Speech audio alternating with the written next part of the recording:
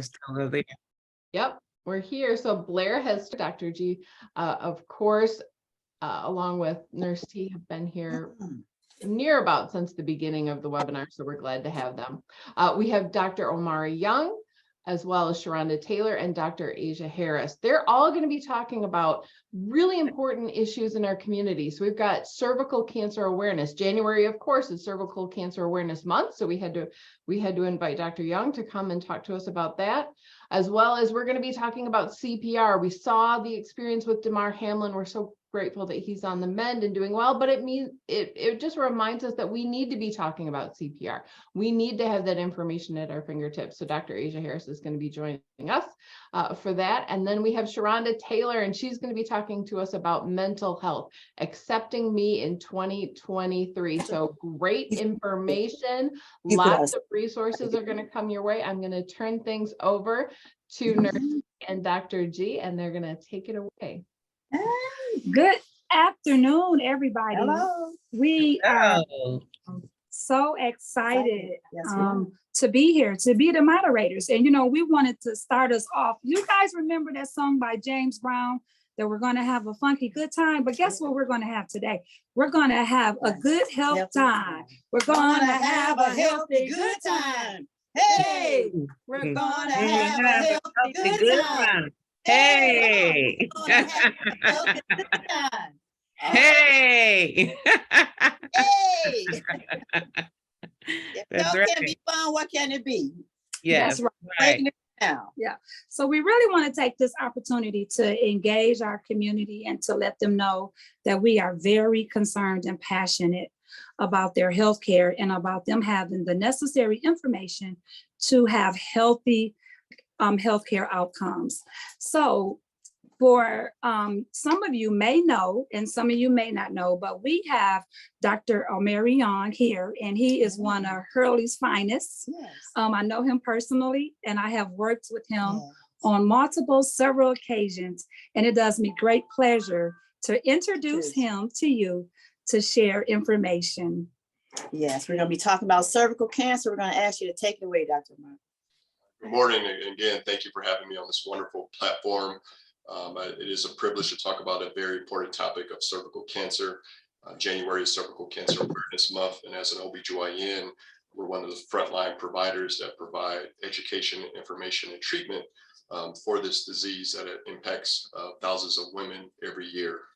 I think the most important aspect of cervical awareness is, again, the awareness and education, because it is one of the most preventable cancers from the primary prevention, meaning vaccination. So cervical cancer vaccination with the HPV vaccine is the primary prevention from developing this type of cancer.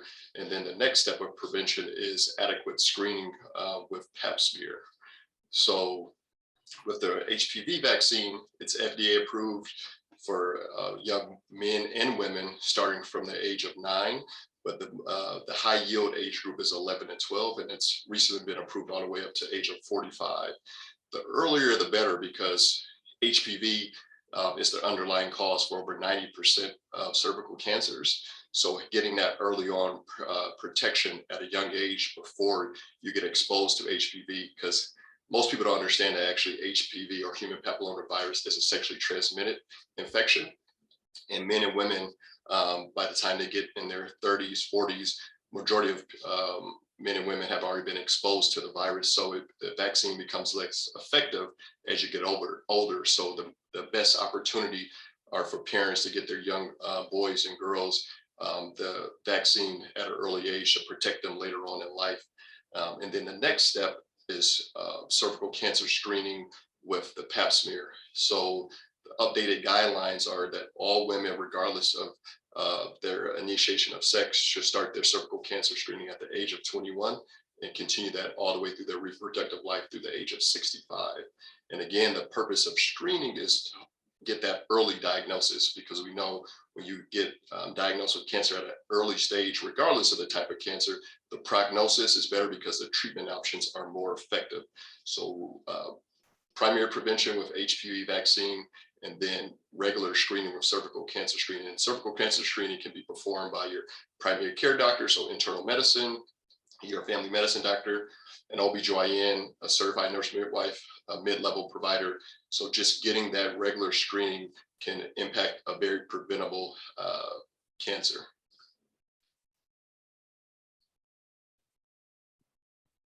And then if there are any questions, I'll be happy to take any questions. That's awesome. As we talk about HPV, human papilloma virus, as you stated, like most cancers, that's not contagious, but HPV or human papilloma virus is sexually transmitted. And the goal is early prevention is the first prevention is the vaccination, to be vaccinated against HPV. Can you recap that age group again for the vaccination? So the HPV vaccine is FDA approved to start at the age of 9 years of age for men and women. So I want to be clear, men and women. I know I'm an OB/GYN, so my patient population is women, but again, it's sexually transmitted infection. So men and women pass that to each other. So at the age of 9 is the earliest age that is FDA approved, all the way through the age of 45. But and again, the earlier the better, because you're going to catch the young kids before they get exposed to the virus, and that makes it more effective. Okay. And also, when you speak of like pap smears, can you go through like the type of like the test, like the thin prep that catch the HPV? Yes.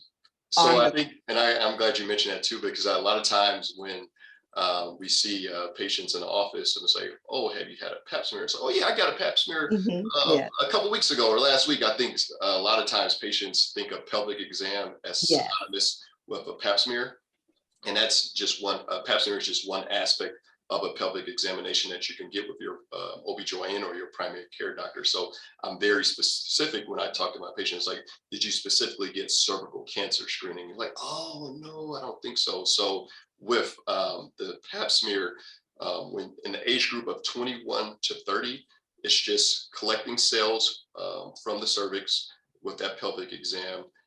A pathologist looks at it under a microscope and they determine whether the cells on the cervix are normal, whether they're precancerous, and that's a whole category in itself, and then whether they're cancerous. And then based on those findings, then we talk about follow-up treatment. Age 30 to 65, the recommendation is to do the pap smear also with what we call co-testing, meaning that we can actually test for the HPV virus on the cervix. So there are multiple strains of HPV virus. So there are low risk and high risk strains. Low risk strains are associated with what we call genital warts. High risk strains are associated with increased risk of cervical cancer. So we're worried about the high risk strains that can lead to cervical cancer. So in the age group of 30 to 65, our professional organizations recommend doing co-testing. So getting that pap smear result, but also testing whether or not you have the HPV virus, particularly the high risk strains associated with it. So what would you, what word of comfort would you share for like mid-age women or men that have this? Because from my understanding, the vaccination is not available for them. And I know a lot of times, you know, our community residents feel that cancer per se itself is contagious, not really recognizing that the HPV is, you know, it spreads, which is the put you at risk. So just what comforting words would you have to share for them? I would say, one, cancer doesn't discriminate. So it can affect anyone at any point in their life. And again, this is preventable. It's a minimally invasive procedure for screening. And then also, I would say with cervical cancer, it's a large number of people are asymptomatic, meaning that they don't have any pain, and having heavy bleeding. So a lot of times there's a misconception that, "Oh, I feel great, everything's fine." But that's why we want to do screening, because a lot of times people are asymptomatic. And then when they finally have symptoms, that means they have advanced stage of cancer. So you don't want to get to that point. So don't just focus on how you feel. It's because a large number of women who have cervical cancer are asymptomatic. They don't have bleeding, they don't have pain, they don't have irritation. So I think that's an important aspect. And then also because initially when the HPV vaccine was approved, it was the cap age was 27. Now it's been extended to the age of 45. Oh, Even when you're in your 30s and 40s. And again, it's not as effective later in life, but again, it's still worthwhile to have a discussion with your primary care doctor or your OB/GYN regarding the utility for it, even when you're in your 30s and 40s. okay. Another question from our in our Q&A. Would you say to someone that's afraid to come to the doctor and get a pap smear or to get screening? A lot of times the fear of knowing keeps people from coming, like, I don't want to go. What if it's positive? What if I, do have cervical cancer or HPV? Just let them know how common HPV is and how important cannot emphasize the importance of early screening and testing. So can you just chime in on that point? I know personally as a Black man, Yeah. if I don't know, it's not there. Right. I think that's the common thought, is that if I don't know it, it's not happening, and I don't want to know it.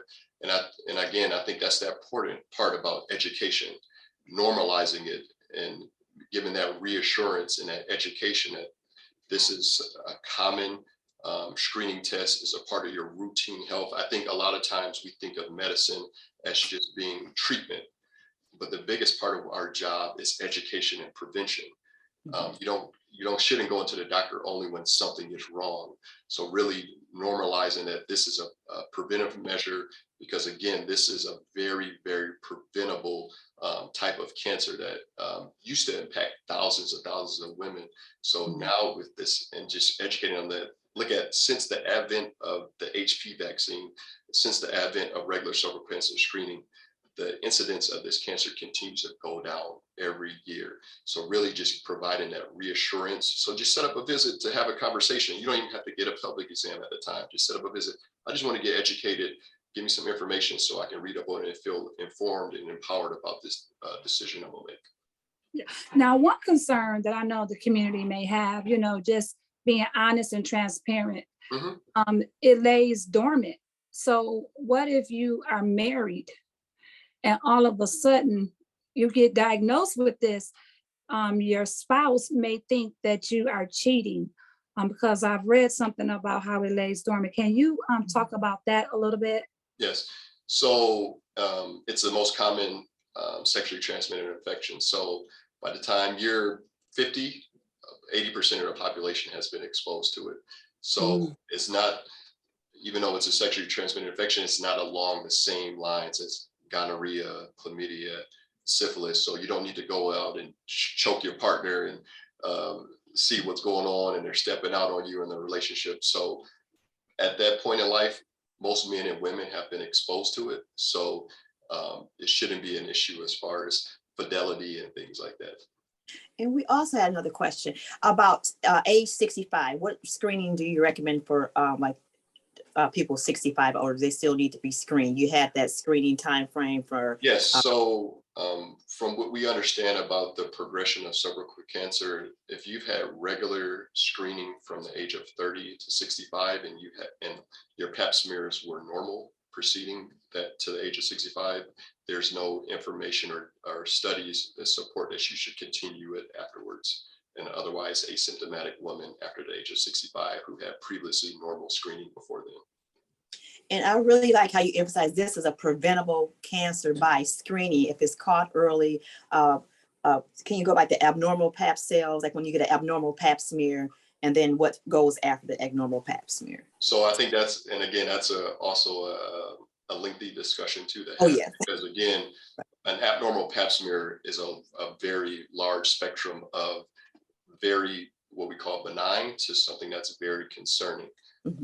So when we get a pap smear result, more times than not, when it's abnormal, that means, and I'm very clear, it's precancerous cells. So it doesn't necessarily have cancer. It's just that the HPV virus has caused changes to your cervix that are concerning, that it could potentially become cancer if it's not treated. So what we do is follow up after that abnormal pap smear, depending on the level of how abnormal it is. We'll potentially do a biopsy of the cervix and do a procedure called a colposcopy, which is in the office where we take basically a fancy microscope to take a closer look at the cervix, because the cervix has two portions. There's the outside cervix that we see with our own eyes and collect those cells, but then you have that inner portion of the cervix, what we call the endocervix. So we can't see that with our eyes. So when we do that colposcopy, we take a closer look at the cervix, see if there's anything that we miss with just our naked eye. And then also we take a sample of cells from that inner part of the cervix to see if we're not missing anything. That is so awesome. We are so blessed to have you here to break this down because it is Cervical Cancer Month. Is there any other questions in the Q&A? If not, we will go shift to our next guest. Thank you so much, Dr. Armstrong. Stay around. If you have time, we'll probably at the end come back. So again, I'm Doc G, a nurse for 32 years, and I work with Michigan United and the Genesee County Health Department. And this is Nurse T. And the place to be, we out here spilling the tea on health today. Thank you so much for that, great introduction. Yes. And that great comment. I appreciate you. So now we're going to transition it to one of our physicians that a lot of people may be familiar with, who we are so proud of. She started her practice this month. And so she's offering awesome services. So if you don't have a primary care physician, please go see Dr. Harris. But we have her on to talk about CPR. CPR, early CPR, the knowledge of CPR saves lives. And we did have that unfortunate incident. But so we are going to turn it over to Dr. Harris to educate us on CPR. And if you have a notepad, I suggest you take some notes because there's nothing like taking notes so that you can have it for later. It's on you.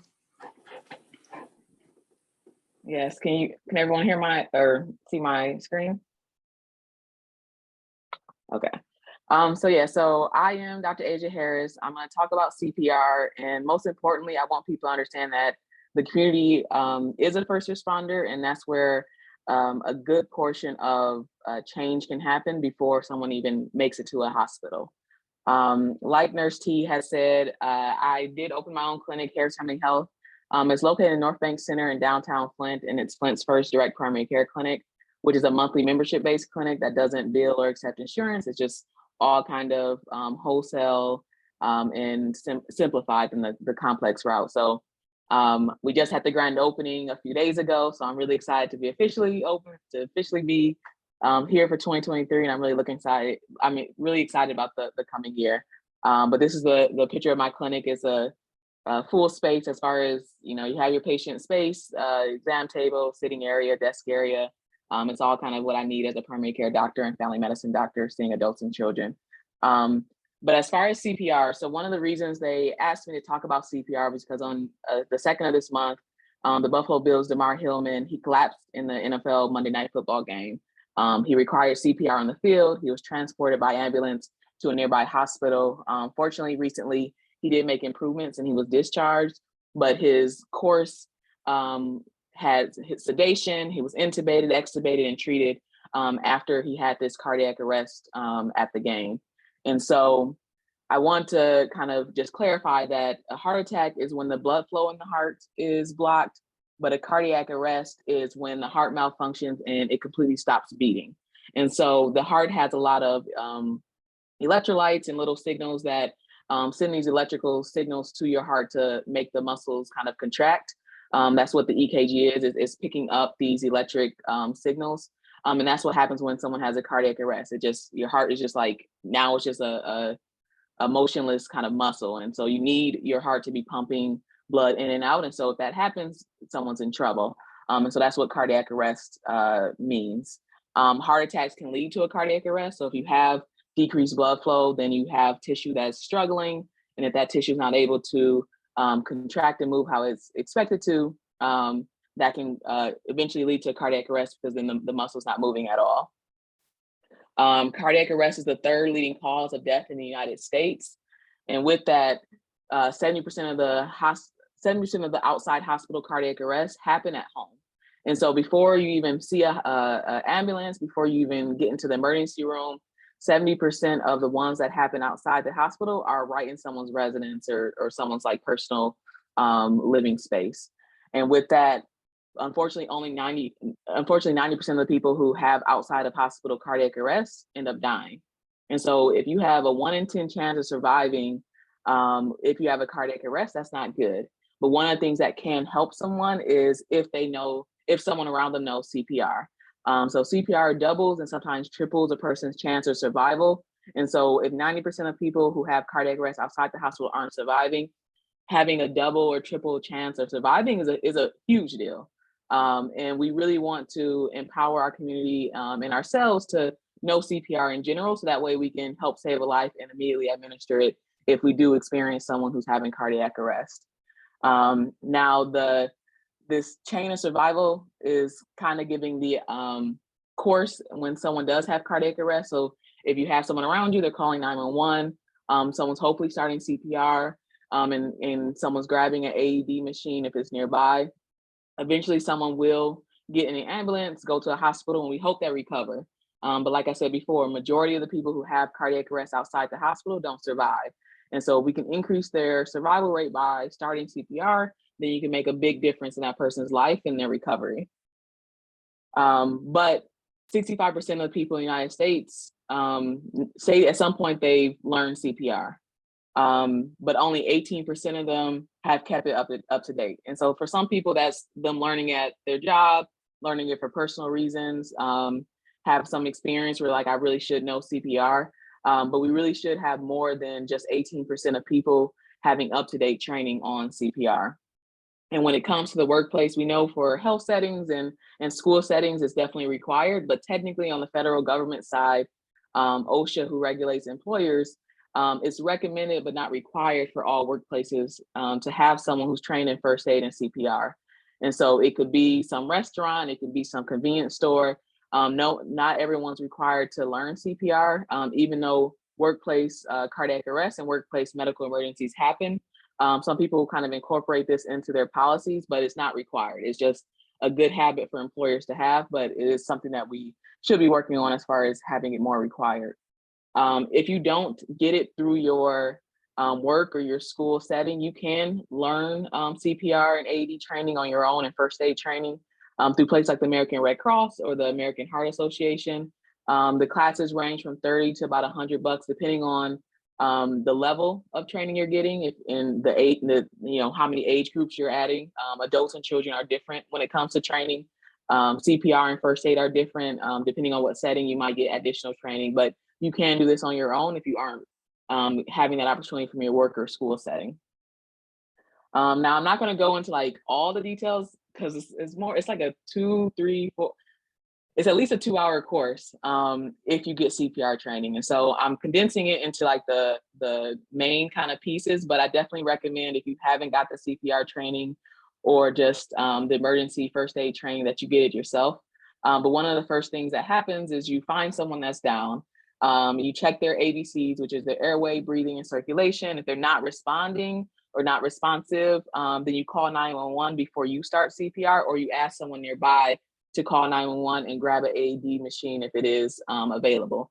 When you start the CPR, you're locking your hands and putting your hand in the middle of their chest and kind of leaning over their body as you do chest compression. So you do them deeply and steadily to help elicit that pumping sensation that the heart was doing, but now it's not doing because it's in cardiac arrest. And so you want to both kind of press hard enough as well as allow for time to recoil, which is the chest bouncing back. So that way you're allowing the heart to contract as well as to feel, mimicking what it would do if it was beating on a regular basis. And so the ratio that they teach is a 30 chest compression ratio to 2 breath ratio.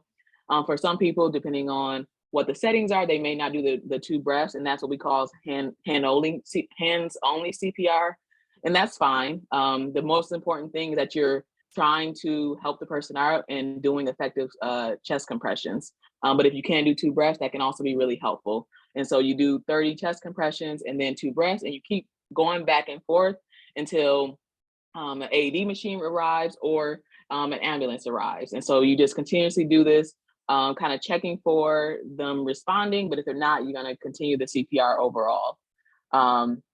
One of the things with the chest compressions that you should be going about 2 inches deep for adults. And like I said, this kind of mimics the contraction aspect of the heart. And then you allow for those 2 inches to bounce back as far as the recoil, so the heart can refill with blood, and then you compress again 2 inches. you do this at a beat of 100 to 120 beats per minute. This can sometimes be difficult, but what people often do is think of a song. And one of the most common songs that people think about is the Staying Alive song, where it's like, bop, bop, bop, bop, staying alive, staying alive. It's not the most ideal song. I keep trying to find another one because it seems like an odd song to be doing while you're doing CPR. But since I've learned CPR, that's the one that always sticks. But I did want to give people an idea of how fast the 100 beats per minute is. All right. Can you guys hear that? So that like boom, boom, boom. No, You we can't hear it? Okay. No. Well, it's going boom, boom, boom, boom, boom, boom. Like, so the idea is that you continue 100 beats per minute, or at least 100 to 120 beats per minute as you're doing the 2-inch chest compressions to get the most effective chest compression activity as possible. So you want to be pressing hard enough and fast enough to kind of mimic what the heart is usually doing. So that way you're able to hopefully resuscitate the person. Now, if you have an AED around, this is a machine that will kind of check if there's an abnormal rhythm that can be shocked to hopefully be back to normal. Then you can attach that kind of in between some of the chest compression sets, and the machine will let you know if it's a shockable rhythm or if you should just be continuing the CPR. And so if you don't have an AED machine, then you just continue the CPR until someone comes. But if you do have it, then it is an option to see if there's a abnormal rhythm that should be shocked and hopefully help the person come back to their normal self. So I mentioned that the 2 inches is for adults with the 2 hands overlapped. For children, you use 1 hand and you still go 2 inches. And for babies or infants, you use 2 fingers and you go 1.5 inches. So depending on who you're trying to help, you use a different form, but the idea that you go far down enough to contract their heart enough and recoil it back up enough at the same beats of at least 100 beats per minute. So you're able to hopefully kind of re-pump and re-help their heart a little bit. Now, I don't know how many people have done CPR. I guess fortunately, but unfortunately, a lot of people have gotten trained in CPR, but have never had to use the skills. CPR is a lot harder than it looks. Even if you're doing one of those really nice CPR dummies in the training, actual adult person is very difficult. And it's one of those things that can be tiring. And so I put this here because one of the things that I learned when I was younger, they said, if you have other people around and you're tired in these chest compressions, you don't need to have an ego. You need to be switching off and letting someone else take the turn. Usually people do about 2 minutes of chest compressions, and then they switch off as the activity is going if someone's not coming back. But it's not a time to say, no, I've been training and I'm super strong. I have a lot of endurance. I'm not tired at all. But if you cannot hold those 2 inches of compression and allowing for the recoil at 100 beats per minute, then you should not be continuing the CPR if there are other people to help. If you don't have anyone to help and you're still getting tired, then obviously we'd rather have something better than nothing. But if you do have people who are able to help, I definitely recommend that you kind of give someone the heads up and say, I'm getting tired. I'm gonna need to switch out after this, because we really want someone to have the best chance of survival and maximize their chest compressions by making sure we're going that 2 inches and 100 beats per minute. So now I want to talk about some of the other spaces that someone might use CPR. So choking is a time that someone might need CPR, in the sense that it is the 4th leading cause of unintentional injury or death. And when people are choking, that death is more common in people who are really young or in our elderly population. When people choke, it occurs because they stop breathing because something's blocking their airway, whether it's a foreign object like a bead, or it's also possibly some food. Oftentimes, the food is probably one of the most common, unless you're a child, because children kind of put things in their mouth. But most people, if they're choking, it's some sort of food aspect. And so to help someone out when they're choking, we use the Heimlich maneuver. And so you stand behind the person, you put your thumb side to the person's stomach just above their belly button, you wrap your other arm around and kind of lock arms. And in that same sense, you do an upward inward motion toward your own chest into the person's belly. And you do that multiple times until the object is dislodged. If you can't get the object out or the person faints, then that's a setting that you do CPR. And you wait until 911 or emergency services kind of come. But this is also a time that, you know, you might need CPR if someone's kind of loses consciousness or you're not able to help them when they're choking. Another reason is opioid overdose. And so in Michigan, there were 2,800 overdose deaths in 2021, which was an increase from 2020 by 2.5% and 19% from 2019. Specifically in Genesee County, 148 people passed away because of opioid overdose, and the ED saw over 1,700 people come in with suspected overdose. And so some of the signs of opioid overdose, people can be confused, but they can also have like difficulty breathing. They're not able to be woken up, they're not responsive. And so again, that same someone found down, someone not responding to you can be a reason why you might start CPR on someone. Specifically for opioid overdose, you kind of shake them, shout at them, see if they're going to respond to you. If they don't respond, you call 911. You give them Narcan or naloxone through their nose or an injection if you have it available. And if they're not responsive, then that's when you start CPR. This says kind of during COVID, people weren't doing the rescue breathing, but that really depends on kind of the setting. But hands only chest compressions is still a thing. But if you can do the 2 breaths after every 30 compressions, that's still really helpful. And then you kind of repeat this cycle of the naloxone as well as CPR until kind of additional help arrives, hoping that the person does recover. I did want to mention that there are pharmacies that have Narcan and naloxone available to the community, as well as different health facilities that will train you on naloxone and opioid overdose responding. Just so people are kind of generally aware, these are some places that will give you Narcan for free, as well as train you in general. The last thing I really wanted to talk about was just seizures. This isn't really a reason why you would give someone CPR, but this is another reason why someone might be found down. So someone who has a seizure, they might have some abnormal movements, and odd behavior, odd kind of speech, but they also can have loss of consciousness. So that's like what I'm saying, when someone's found down and they're not really responding to kind of whatever's going on.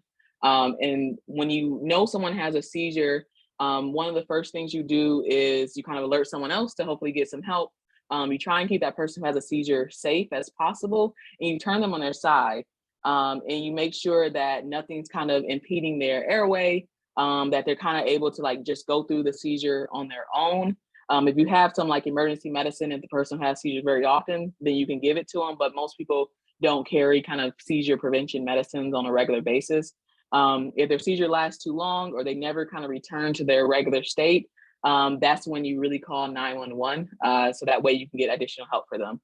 But you never restrain someone who has a seizure, and you never put anything in their mouth because they can choke on it. And then you're kind of going back to what I just talked about with the choking, where someone's going to have a hard time getting that object out, and you may need to do CPR in that setting type of thing.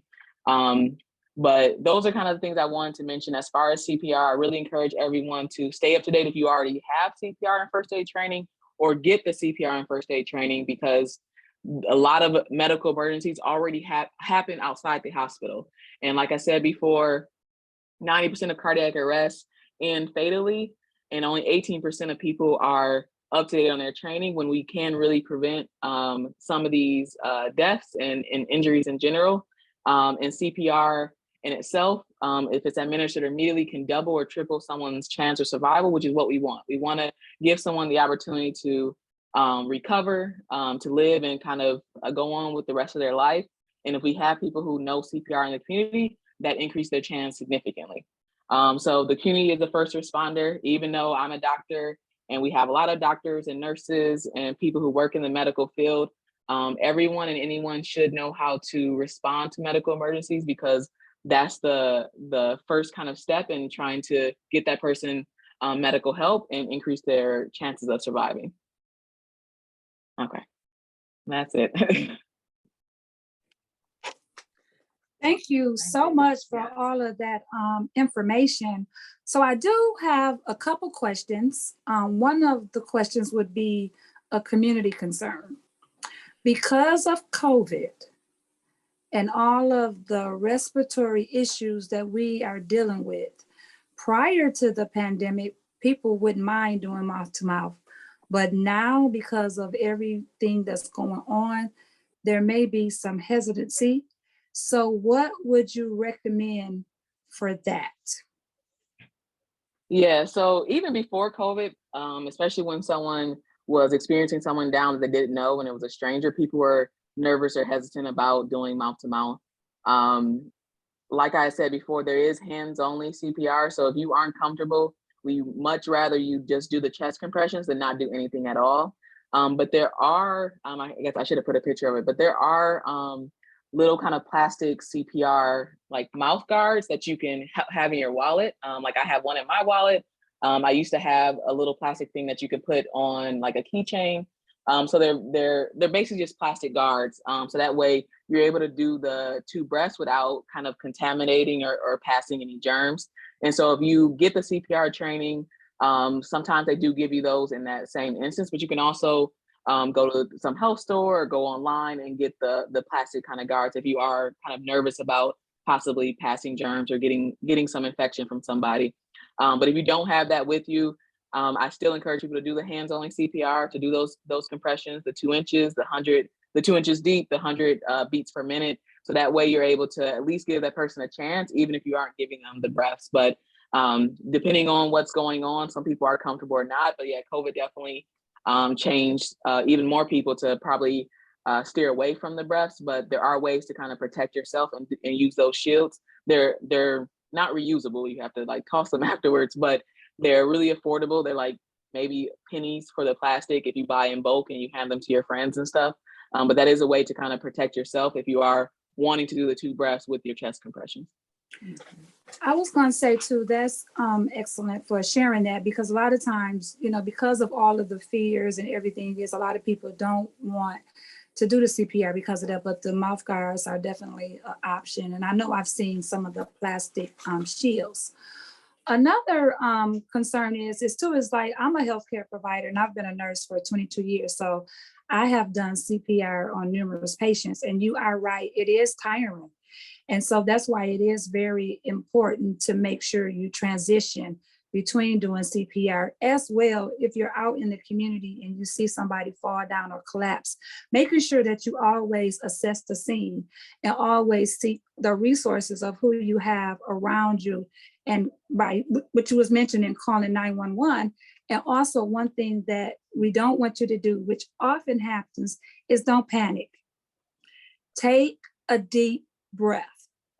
If you're in a situation to where somebody is passing out or you are unsure, take a deep breath, think about what you're doing, and then just take control of the situation and know that the goal is to have great outcomes. So of course, Doc G and I are always in the community, so we always have some little trinkets for you. So Doc G has an actual AED to show what it looks like. Let's see here. It's kind of going now. Okay, we have an AED. It might look different. I don't know if you can kind of see it. Let's see. I don't know if you can see it. I can't get it in here. There it is right there. This is just a Phillips, but there's different types of AEDs. And when you open it up, you might not can see it. It will instruct you basically what to do to open it up. You'll turn it on. There's a diagram to show you where to actually place the pads, and then it tells you to turn it on. One thing that you want to do when it is on and it's analyzing a rhythm, do not touch the person that's down, because when it's shocking them, if it says to shock them, and if you're touching them, you're going to get that same shock that they're going to get. You're going to be down next to them. So be mindful of that, and basically just take a course. Go to American Red Cross or look up one. Like a lot of schools offer it. There's no. Even children that does babysitting. I started CPR when I was probably about 12 years old. I had my first class. So this is just an AED. Now we do have another question, Dr. Harris. It came in the chat. Now, there's other instances. It's a multitude of reasons people can go down. Someone was requesting, like, how do you know the difference between, like you showed the opiate overdose and a diabetic emergency that will make a person go down? That was a question. Oh, that's kind of a hard one. Yeah, because you don't have I'll say with Overdoses, a lot of it has to do with someone's history in general and kind of what the setting and their kind of baseline previously was. Sometimes you can tell with opioid overdose where people have like pinpoint eyes, may have been sweating. So that's kind of like when you use a lot of opioids, it changes kind of how your body's acting in that moment. But that same sweating and confusion and slurred speech can also happen when someone has significantly high blood sugar levels. And so what I'll say to that is, if you feel like someone's having a medical emergency and needs some additional care, if you have Narcan and naloxone, give it to them. Because if you aren't experiencing an opioid overdose, Narcan and naloxone is not going to do anything for you. But at least if it could have done something because you're having a overdose, then it's better to kind of use it and waste it than to not use it and it be too late in a general sense. Both diabetic emergencies and opioid overdoses need to, have someone call 911, have them go to the hospital. But if you're in that moment where it's outside your home or it's at some store or something, you feel like someone looks really, really bad, looks really, really sick, and you're trying to, determine what their medical emergency may be. If you have Narcan and it's available to you in your car, in your purse, or in your pocket, whatever it may be, you always administer it. And if it doesn't work, then you know it's not, at least not an opioid overdose. But you still should follow the same steps as far as calling 911 and getting help. Someone with a diabetic emergency is probably less likely to need CPR, but I'm not saying that they wouldn't, because there's some significantly high blood sugars out there that really kind of make someone lose consciousness and make them really, really sick. And so those are a little bit hard to tell, but we want people to try and it not be needed than to wonder if, oh, that person's sleeping, they don't need any help, when they probably actually needed CPR and some really significant help. That's awesome. I just want to say also, if you see someone walk away, if they're diaphoretic or like they don't feel good, they're having chest pain or those things, stick with that person and like, you know what, be an advocate. Like, I think, you need to go to the doctor, having shortness of breath, just different type of things that you started having an emergency, a person's having an emergency, call, it's okay to call 911, if they're going down or before they go down, or get them to the emergency room or urgent care. Let's see. So I do have a question regarding the AED. So say if I was out swimming. Oh yeah. And somebody needed to use the AED. What would you recommend they do as far as, the patient that they're going to place the AED on? Is it still okay to use the AED? So if there's any kind of water involved in the situation, whether it's swimming or someone's in a shower type of thing, you should get them away from the water as best as possible and have them on some flat surface. Electricity and water is never a great mix. And if you're able to kind of dry them off in a sense is helpful. And that's more to also allow the AED kind of pads to stick a little bit better, because they're not like super, super sticky, but they are sticky. But water always is something that's going to make it difficult.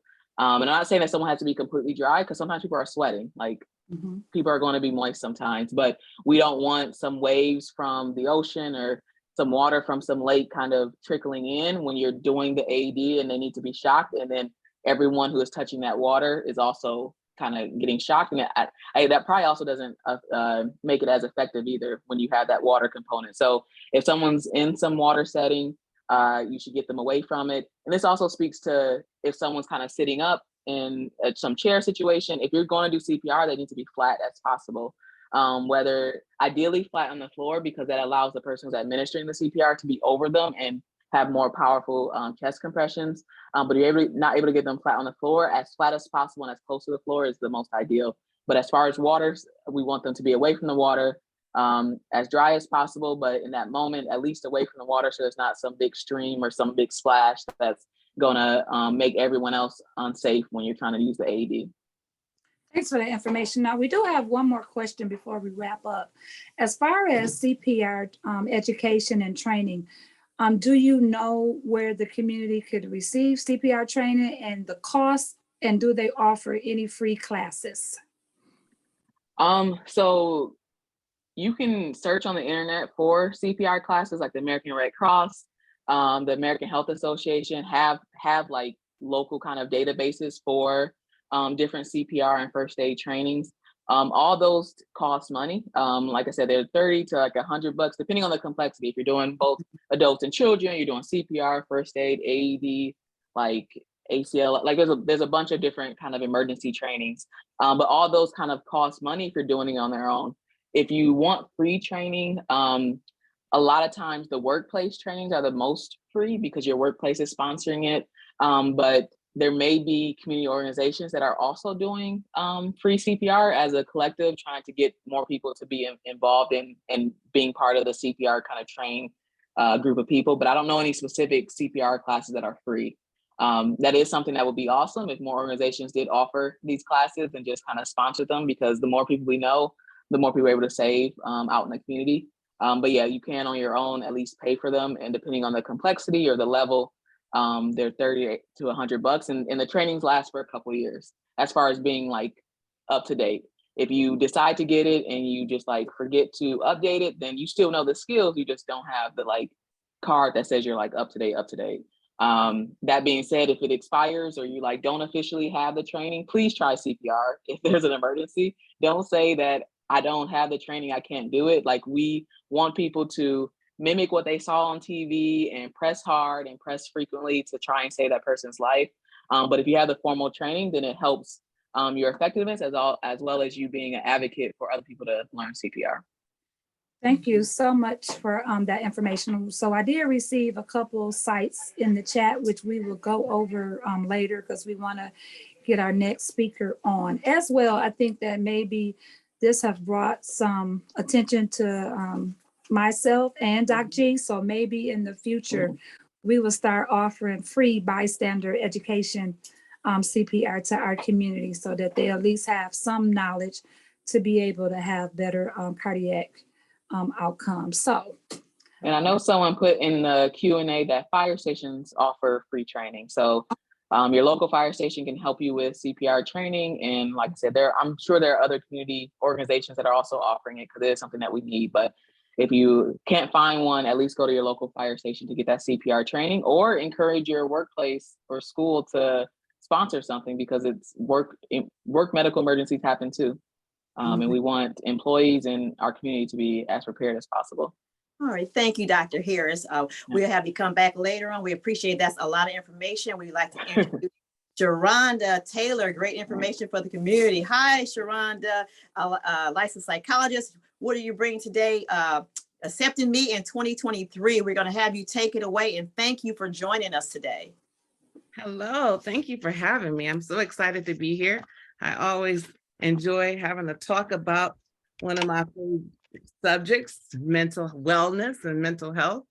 One thing about it, it can be really difficult for people to talk about because we've had so many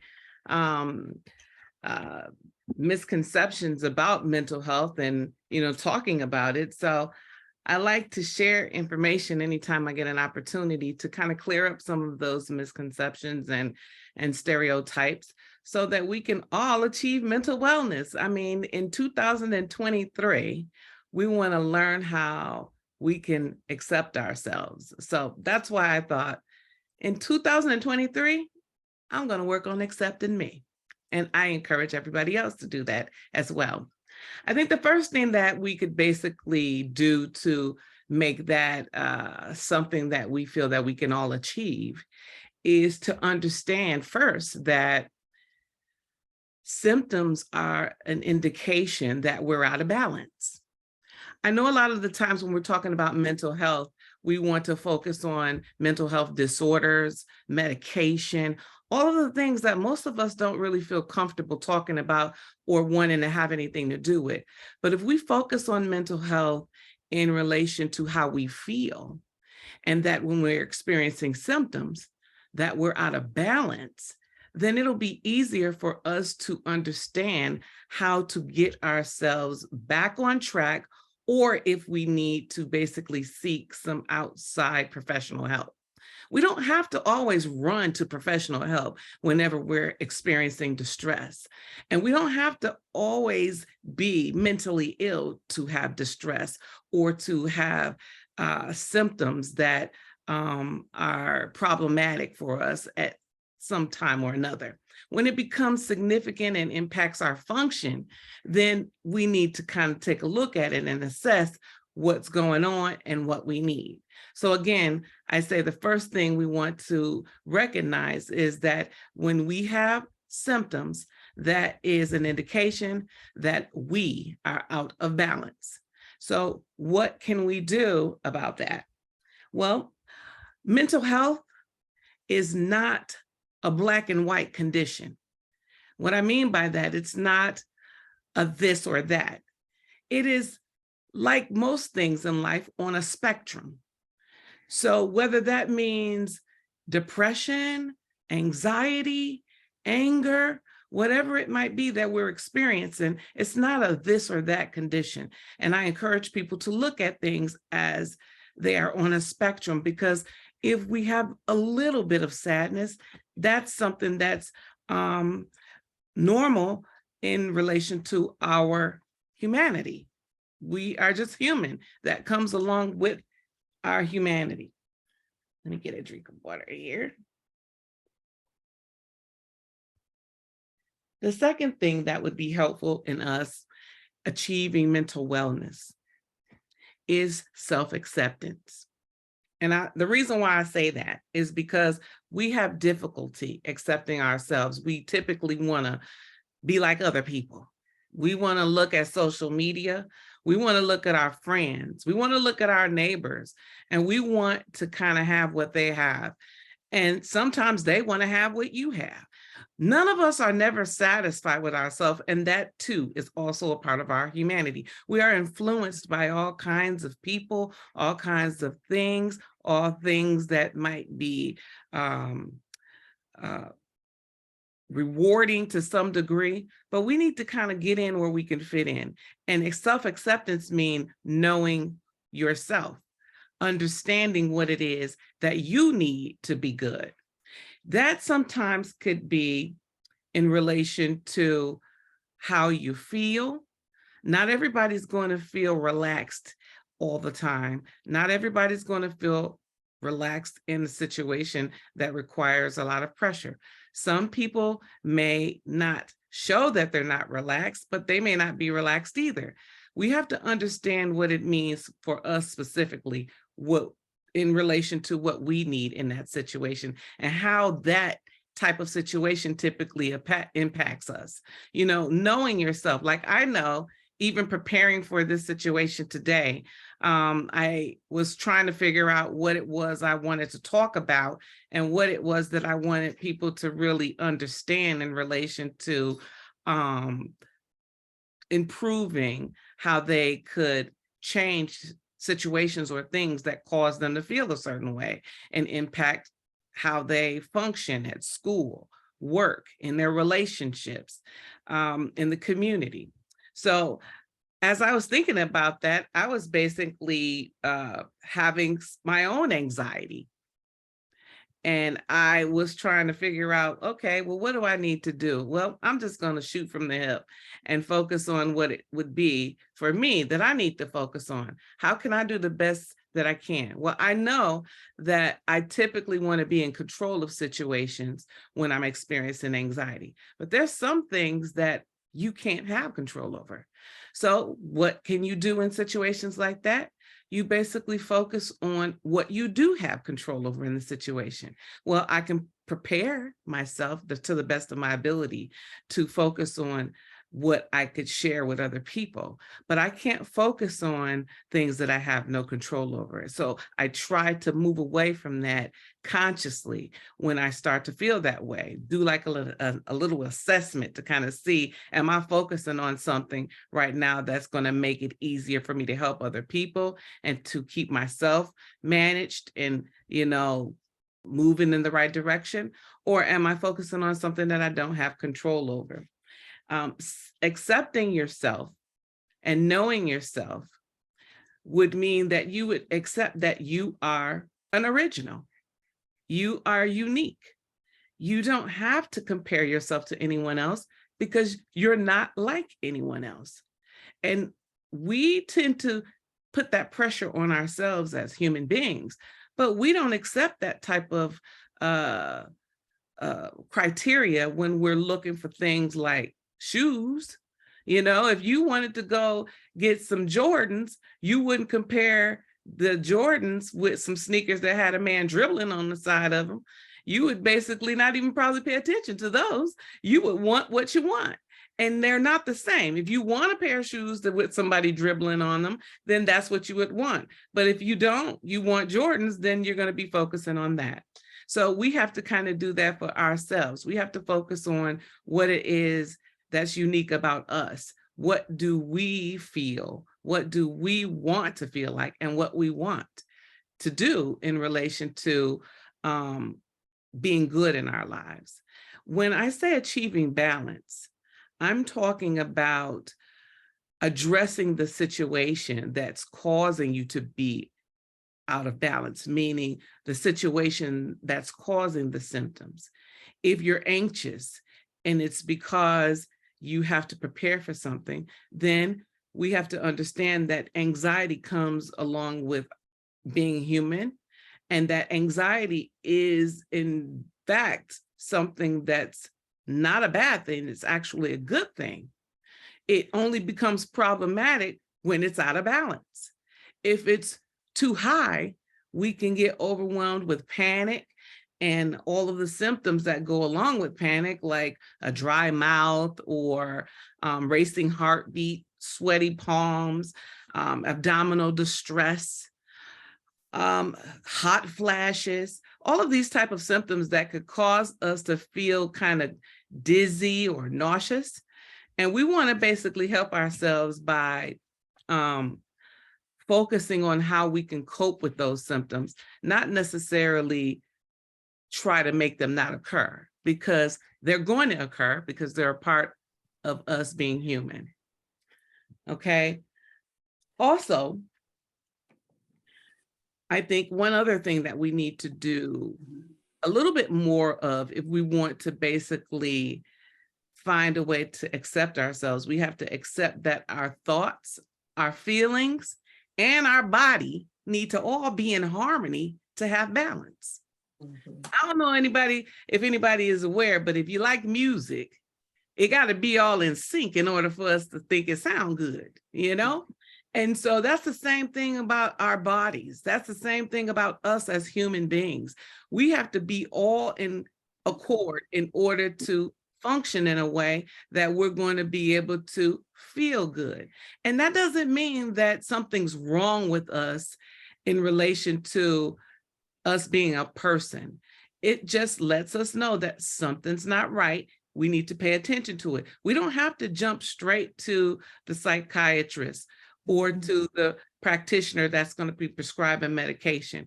We can basically learn how to put some things back in order. If we know that we are in a bad relationship. You know, Sharonda, this is so awesome. We are, you know what, we're going to have to bring you back. Okay. Next week, because this is such a important topic, and we just don't, you know, the constraint of our time, we just can't go over it. But this is so awesome. So I don't know, we'd like to bring you back, because this is, you know, bring how your perspective on how to bring everything in harmony and balance. We need that right now with what's going on in today's. That's totally fine with me. I think I would be excited about that. Yeah. Yeah, so we have 1 minute, to say great job, everybody. Yes, awesome. We truly appreciated everybody's information, yes, everybody's conversation. And the one thing that we want to do on this platform is we want to be relatable, we want to be transparent, and we want to be here for you.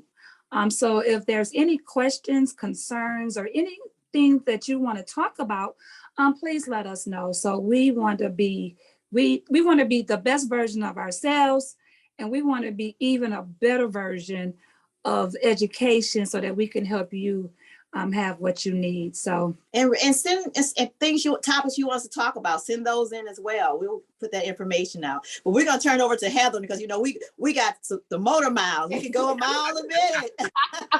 I think we have to have all of you guys back in the future. This was an absolutely amazing session. So many questions that we just didn't get a chance to get to, but don't worry, we've got them written down, so we'll make sure that we get that information to you. There's more information that we need to share as well. Some events coming up. One in particular we want to make sure is on your radar. Lots of stuff going on in the community on Monday, on Martin Luther King Jr. National Day of Service.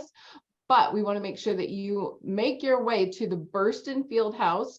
That's from 12:30 to 5. There's going to be so much good stuff. Colorectal cancer evaluations, health screenings. I think you might see Nurse T and Dr. G there. Lunch, vision tests, Zumba, music, all kinds of stuff from our wonderful friends at the National Minority Quality Forum and their partners. You'll be hearing more about them and their work and related work in the coming weeks. So stay tuned. They do a great job. I also want to acknowledge our amazing partners, the Healthy Flint Research Coordinating Center, certainly Harris Family Health, Hurley, Michigan United. Sharonda was here with us today, as well as our other partners who have been with us over the many, many weeks that we've been doing this. I don't want to forget our community health workers. So make sure you take that, that survey at the end of this webinar so that you can get that information. We went over.